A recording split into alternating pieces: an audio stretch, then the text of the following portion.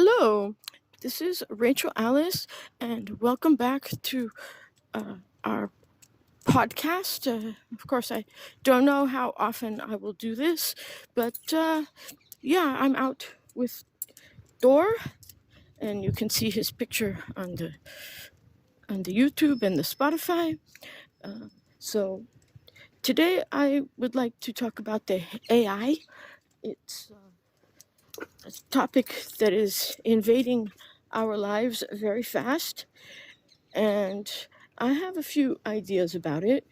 I watched a TED talk the other day of a journalist from the Washington Post. I think so, or is it?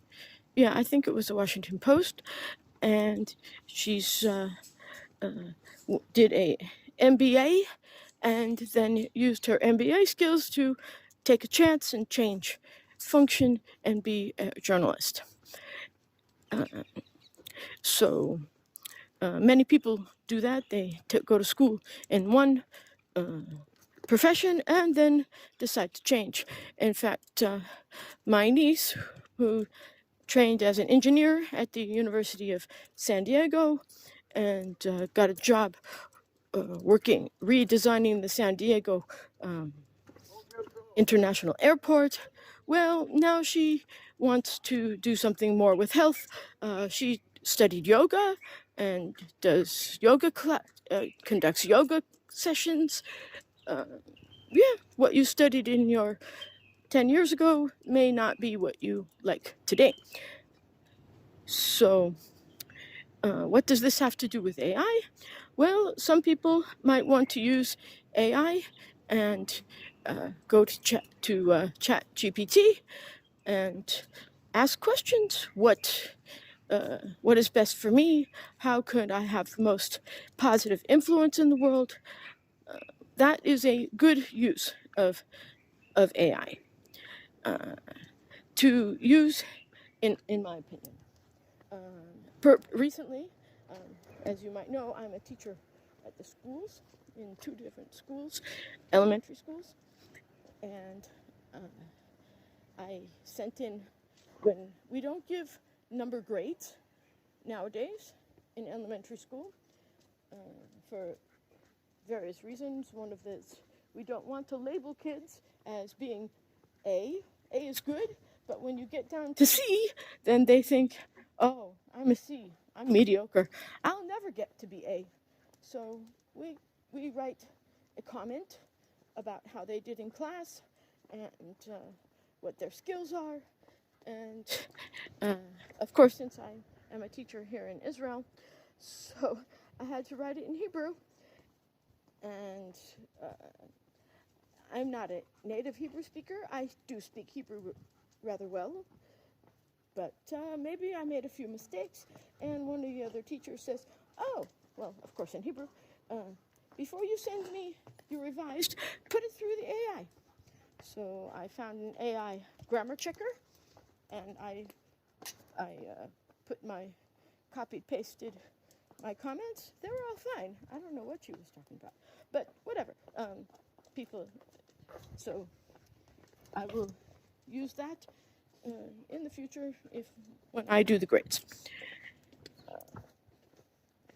I think that companies, when they use AI, they're just looking for the most profit. But nowadays, since we need to also take the human cost into consideration. So if you're designing a new process for a factory, so we need to figure out what is the best for people and the best for our society. Is moving manufacturing completely to machines? Is that beneficial? Well, in some ways, if the machines can do a job much better, it doesn't require creative thinking or problem solving. Then yeah, we don't need a machine. We need a machine, not a person. I think that we need to provide creative jobs for people. And in the end, AI is just a tool. It's a computer algorithm, computer programs, very sophisticated, but still it's a program, and people programmed it. They put in the parameters, they wrote the code for it. So it is we need to take AI off of its pedestal. It is not a god. We do not bow down to it. It's a tool for us to use. And we need to use our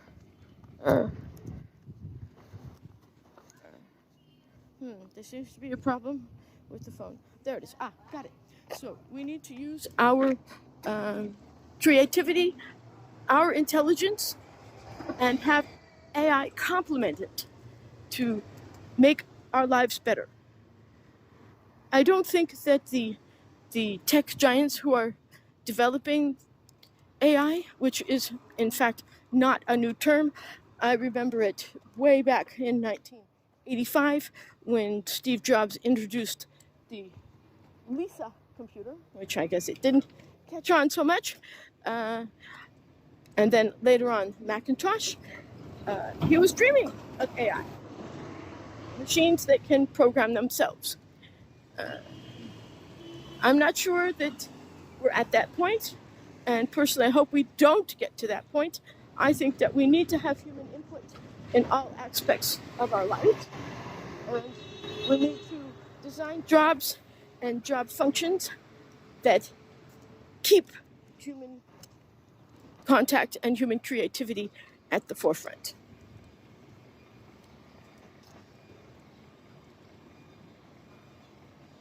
So that's my call to action today, and thank you very much for listening.